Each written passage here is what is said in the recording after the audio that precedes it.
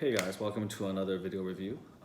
Trying to find the right distance to talk about this. You'll see the top of my head cut off a little bit, but that's okay. Hopefully this is sort of the best distance to hear my voice properly. I also show you this droid and then demonstrate some of the remote functions of this. So this is the BB-8 unit. When we went to Star Wars Galaxy's Edge, we built two droids. My older daughter was partial to the BB-8 unit, and then my younger daughter, we got the R2 because we already had the BB unit. So we have one of each, and I already reviewed the R2 unit, and so now it's time for the BB version to shine, so to speak. You can also have multiple different colors. I think the BB unit is a little bit simpler. It's basically two balls, and you have various colors. Of course, you can choose and mix and match, but it's the same idea. You get the outer ball, you get the head. There's a few other little antennas you can get, and then the heart of this droid is basically the internal, I think, gyroscope. That's what kind of causes it to work and to spin and all that sort of stuff. Now, in my opinion, it is a little bit finickier than the R2 unit because, of course, it's a ball. To make the ball move, it's a little bit harder to do. And there are also some minor annoyances with the fact that the gyroscope is what actually has to be set up. So for one thing, it's magnetic, and so sometimes, you know, the head is going to be off, so you have to sort of rotate and move around to figure out where the magnet, you know, kind of snaps into place. So this is how this is going to look initially. Okay, this is where it sits, and then you can turn it around. Now here's the issue. He's not on right now, and so in order for you to turn it on, in order for you to change the personality chip, whereas on the R2 unit, it's right on the droid. You turn it upside down. The on switch is at the bottom. So is the pairing switch, the personality chip. Everything's on the droid. For the BB-8 unit, you can't do that. You actually have to open this guy up. So you do that by taking the head off. And then you have to look for these arrows to sort of line things up. And so we're gonna do that. So here we go. And then you lift this thing up here. So it's all plastic. And then this right here is the heart of the actual droid. And so you put the personality chip actually right here. I actually have the first order personality chip, so we bought one of each. I think R2 has the bounty hunter version, and I put in the evil one, the first order one. We had the resistance there for a bit, but now we put in the first order one. So hopefully we'll get a chance to hear how that sounds when that's all said and done. So this is where the personality chip goes. And then the other end is where the on-off switch is. Now, when we first bought it, of course, we didn't have a lot of experience with this. We took it home to our hotel night. I mean, we got back at like 1 in the morning practically, so we're both pretty tired. And so, you know, the pairing of these droids can be a little bit finicky. I mean, it's a Bluetooth connection. And the next day, you know, it just wouldn't work. And so I thought there was something wrong with it. We actually went back and brought the droid with us to Galaxy's Edge. Thank God they restocked the backpacks by that time, so we could all, you know, lug the droid on our backs instead of carrying it in the cardboard box.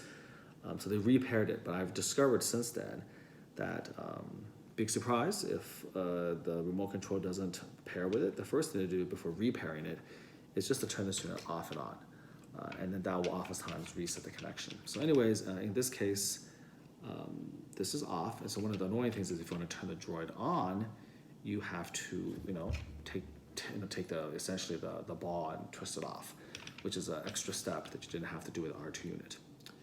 So I'm just checking right here, you know, because it's all black, so it does tell you whether it's on or off, and this is right now off, so we're going to turn it on, just like that. And then once we turn it on, we're going to put this thing so it lines up. It takes a little bit of fiddling.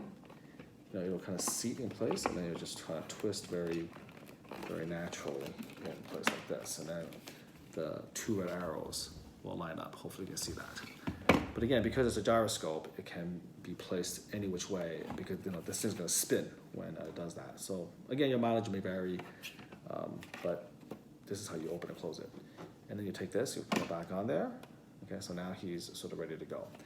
All right, so let's hope that this works. So Droid is on, and then we're gonna turn the remote control on right here. So the first thing we're gonna do is we're gonna try to have him talk. Very nice. So this is the evil sounding BB-8, the first order BB-8. Let's listen to you again. Okay.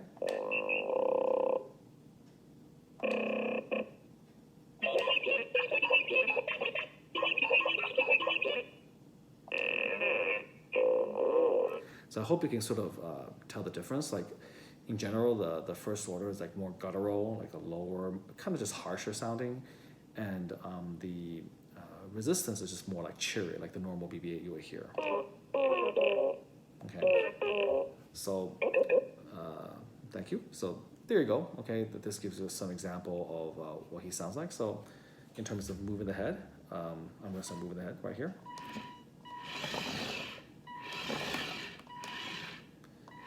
And unlike the R2 unit, because this is a ball, you can just turn the head, forever. So let me do it the other way. There you go. Okay, and then let me see if I can gently move him forward without knocking my camera over.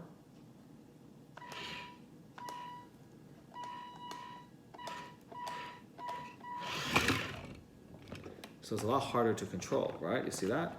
So whereas the R2 unit is very, very stable because he's got, like 3 legs, tripod, etc.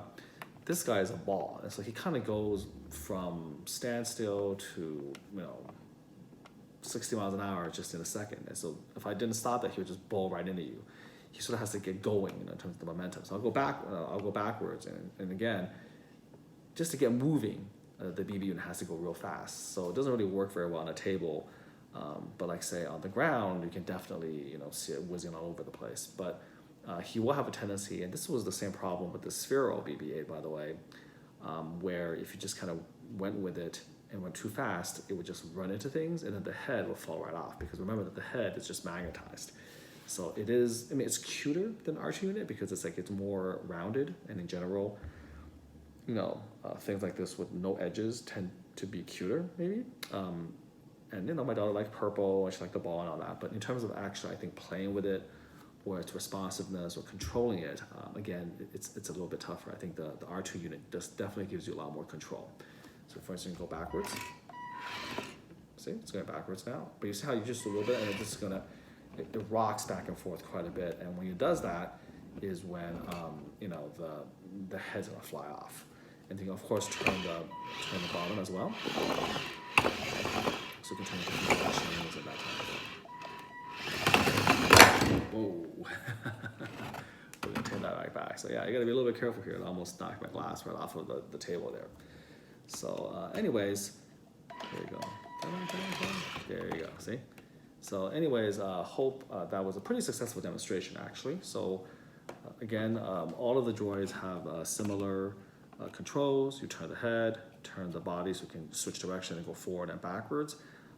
They all make nice little sounds if you just leave them hanging around, and the personality chip actually does give you a little bit of a difference.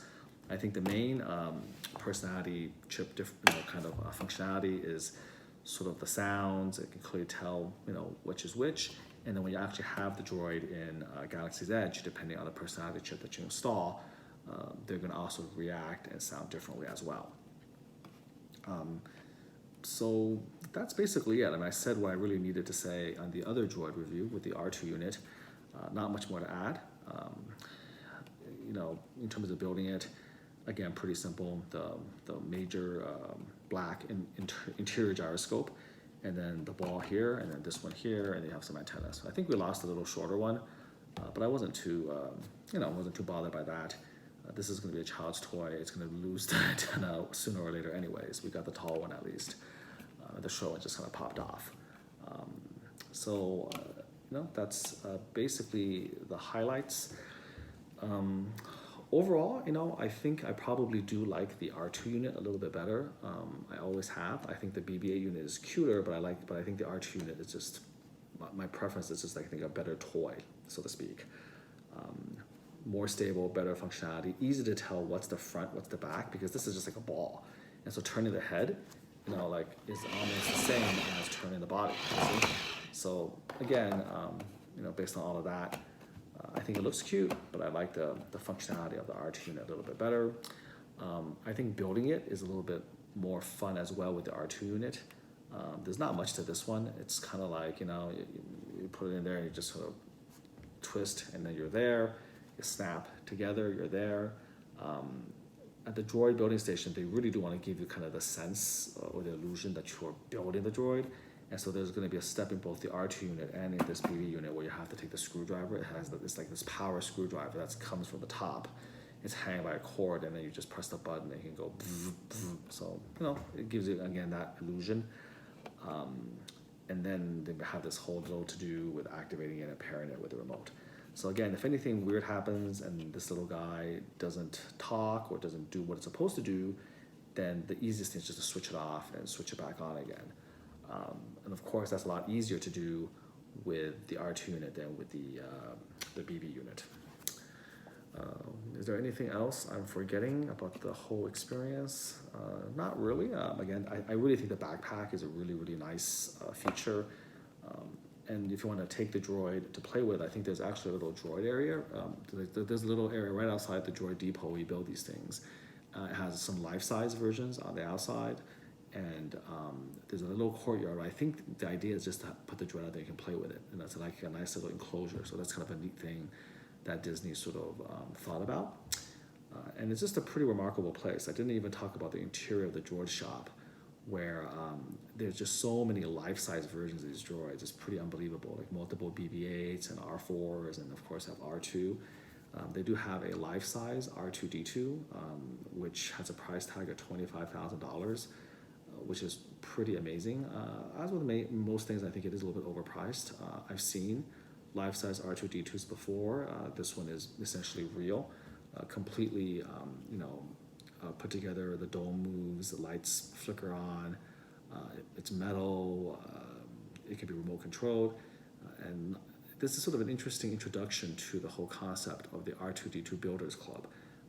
That society does exist. It's existed for, I think, well over a decade, maybe 2 decades, and it's a collection of people, from all walks of life, whose passion is building R2-D2 units. They have detailed schematics. George Lucas allowed them to continue to do that because it's not a business. They don't sell them. It's a labor of love. It's a passion. And you can build these R2 units life-size, completely functional, better than the movie. Very, very accurate. And you can build them out of almost anything, styrene, for instance, wood, and then of course the ultimate is aluminum, which is metal, or various mixes in between. You have the dome, the electronics. They have very powerful motors that are used for wheelchairs, actually, and all these little parts. And again, it's a really interesting thing because obviously the parts can't be picked up from a Walmart or Target or whatnot. And so different people actually make runs of parts. And depending on whether you want wood or metal, it doesn't come on very often. And so it requires a lot of patience and a lot of money. You have to sit there, and if a part is available, you have to immediately put your name down. You pay for it, you buy it, you collect it, and then little by little you build it. The instructions are there. It does require a little bit of tools, screwdrivers, and hammers or whatnot, a little bit of elbow grease. But the instructions are all there for you. So if you want to take the time, you can go ahead and do it. And some people can build it, people who are very, very skilled, who have actually machining shops, you can believe it. Some people can build a life-size R2-D2 within just maybe a year or so. Remember, the rate limiting step sometimes is you can't build it if you don't have the parts. And again, those parts don't grow on trees, especially if you want to have an all-aluminum droid. And other people just work on it either with their sons or daughters or their dads and moms. It's a bonding experience. They do little by little together. It's a pretty fun thing, to kind of go into. And the parts, are pretty pricey. And I think, again, depending on your budget and what you want, you can build it out of many different materials, and that affects the price. And also the rarity and how often it's done. But you can probably build an all aluminum life-size R2D2 as good or even better than the $25,000 Droid that they're showcasing in Galaxy's Edge for half that amount, probably $11,000, $12,000, and again with more functionality.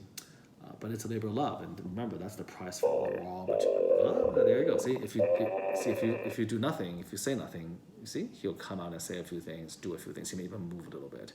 So that's the personality chip kicking in. So again, getting back to the whole life-size R2 thing, you know, you can do all sorts of things with it, and you know, about 11, 12,000. But remember, there's the labor, right? The materials is about 11, 12,000 to get all the metal parts, all the electronics. It's very sophisticated. The remote controls again are like, you know, I think used maybe even for drones and that type of thing. So I haven't really looked into that for a long, long time.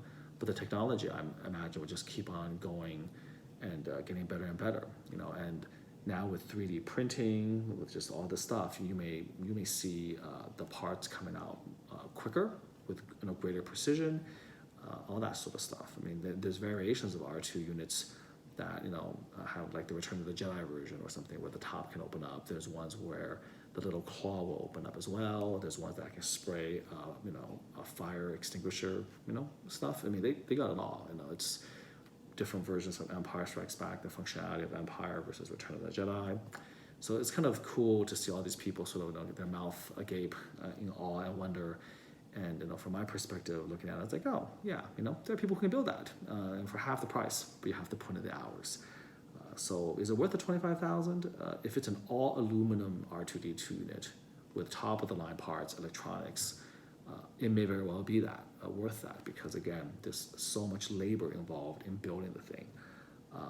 But again, those details are hard to come by. You know, this is not exactly the sort of thing that you again open up a box and get it out. It's all custom made, handmade, and you have to actually wonder to yourself exactly what is it made out of. And what can it do? You know, does it have the claw? Can you, you know, spray the fire extinguisher like they did at Empire? You know, can it actually go from a two-legged stance to a three-legged stance? I think the one I saw in the Droid Depot was locked in the three-legged stance, which is the baseline, right? It's the most stable. But there are versions of it, if you can believe that, where it can go from a two to a three-legged stance, just like in the movie.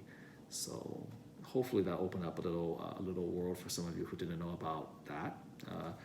And again, you know, it's something that you could get into. You could go and start building little by little if you want to. They actively encourage that. It's a great community of people over there.